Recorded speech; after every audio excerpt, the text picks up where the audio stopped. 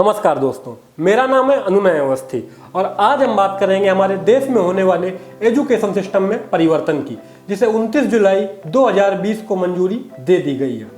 अभी तक हम पढ़ते थे 10+2 के पैटर्न में, लेकिन अब हम पढ़ेंगे 5+3+3+4 के पैटर्न में। शुरुआती 5 वर्षों की जो पढ़ाई होगी उसमें प्री प्राइमरी के 3 वर्ष और कक्षा 1 एवं कक्षा 2 के 1-1 वर्ष शामिल होंगे।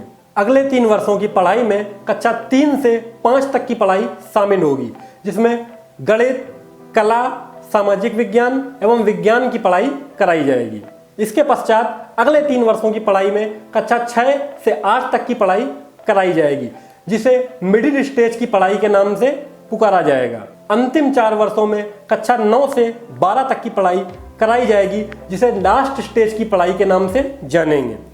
कक्षा 5 तक की पढ़ाई राष्ट्रभाषा या स्थानीय भाषा में कराई जाएगी। अंग्रेजी को मात्र एक विषय की तरह पढ़ाया जाएगा। कक्षा 6 में पहुंचने के बाद बच्चों को कंप्यूटर कोडिंग की शिक्षा दी जाएगी, जिससे कि बच्चे कम उम्र में ही सॉफ्टवेयर और मोबाइल एप्लीकेशन बनाना सीख पाएंगे। कक्षा 6 से ही बच्चों को इंटर्नशिप की भी सुविधा प्रदान की जाएगी, जिससे कि बच्चों की अगर किसी विषय में रुचि है, किसी सब्जेक्ट में इंटरेस्ट है, तो वे कक्षा 6 के बाद से ही किसी भी कंपनी में इंटर्नशिप कर सकते हैं। कक्षा 9 से 12 तक की परीक्षाएं सेमेस्टर सिस्टम से होंगी। हर कक्षा में 2 सेमेस्टर होंगे और जो मार्कशीट मिलेगी बच्चों को, फाइनल मार्कशीट, वो दोनों सेमेस्टर्स के अंक जोड़ करके दी जाएगी। बोर्ड एग्जाम्स में स्टूडेंट्स को अपनी पसंद की भाषा लिखने की पूरी छूट होगी।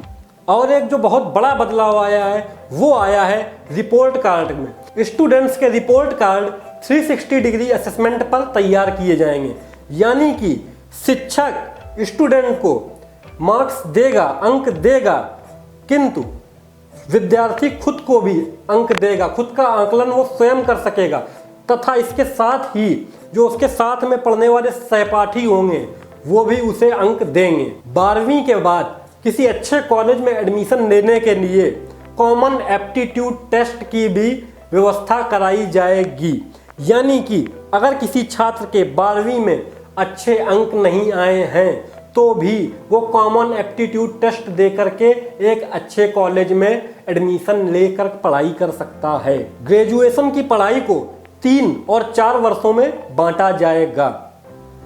अभी तक क्या होता था कि यदि कोई विद्यार्थी ग्रेजुएशन कर रहा है और उसने 1 वर्ष पूरा किया और पढ़ाई पूरी नहीं हुई और छोड़ दिया तो उसे कुछ नहीं मिलता था।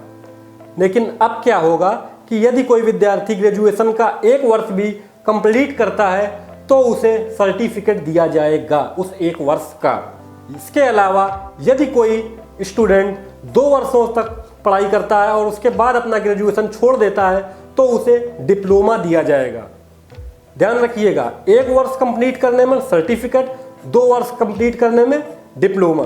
और यदि कोई व्यक्ति 3 वर्ष का पूरा ग्रेजुएशन करता है तो उसे बैचलर डिग्री दी जाएगी। इसके साथ ही यदि कोई स्टूडेंट 4 साल की बैचलर डिग्री लेना चाहता है तो उसे 4 साल की पढ़ाई करने के बाद रिसर्च के सर्टिफिकेट के साथ, यानी कि research certificate plus bachelor degree दी जाएगी। 4 वर्ष के कोर्स में छात्र एक साथ अलग अलग विषयों की पढ़ाई कर सकते हैं और इस व्यवस्था को मल्टी एंट्री और मल्टी एग्जिट की व्यवस्था का नाम दिया जाएगा। यानी कि इस व्यवस्था के अंतर्गत आप जब चाहें डिग्री करने के दौरान किसी भी सब्जेक्ट को पढ़ सकते हैं और जब चाहें उस सब्जेक्ट को छोड़ सकते हैं। आपके ऊपर किसी भी तरह की बाउंडेशन नहीं होगी कि आप यही सब्जेक्ट ने इसी सब्जेक्ट से पढ़ाई करें।